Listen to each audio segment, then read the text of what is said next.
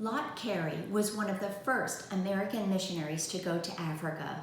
He was a businessman, a doctor, a farmer, a landowner, a soldier, a teacher, a pastor, and the founder of a missions board. But Lott Cary never went to college or business school or medical school or seminary to be a pastor. In fact, Lott Cary was born a slave not far from here near Richmond, Virginia. He was born 4 years after the Declaration of Independence was signed.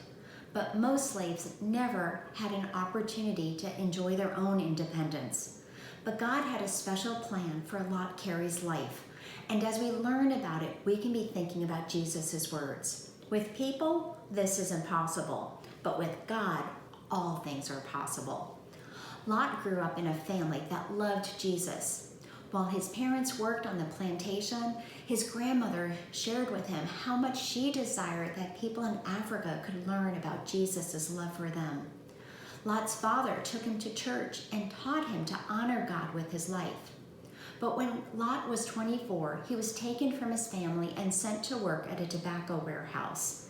And for the next few years, Lott didn't think much about God. But God never forgot Lott Cary. One day, Lott heard a sermon about Jesus talking to Nicodemus. "Now I understand," said Lott. "I need to ask Jesus to forgive me of my sins. I need to ask him what he wants me to do with my life."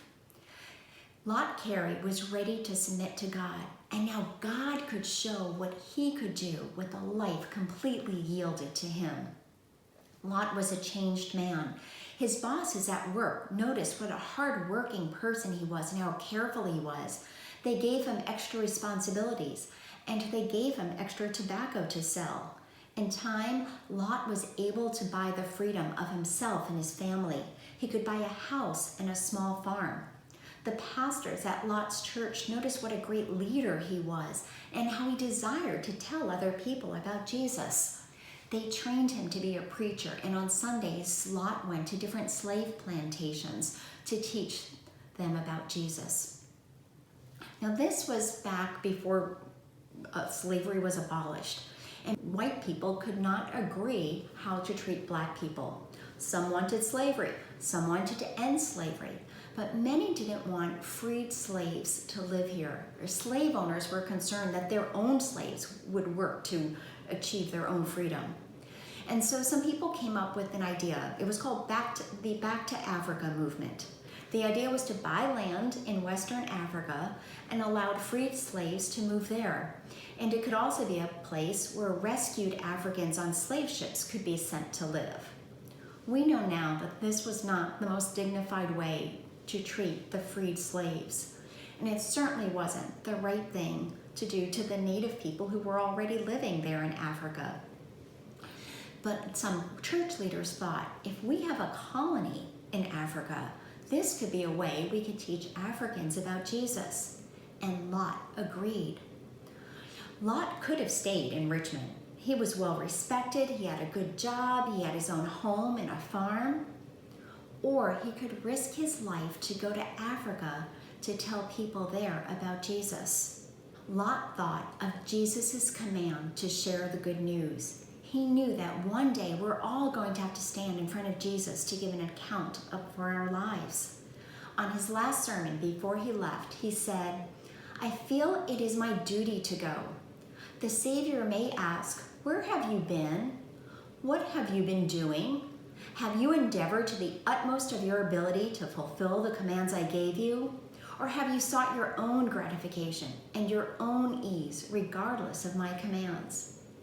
Lott was telling his listeners, when Jesus says, "What have you done with the skills, the resources, the opportunities I gave you to tell others about me?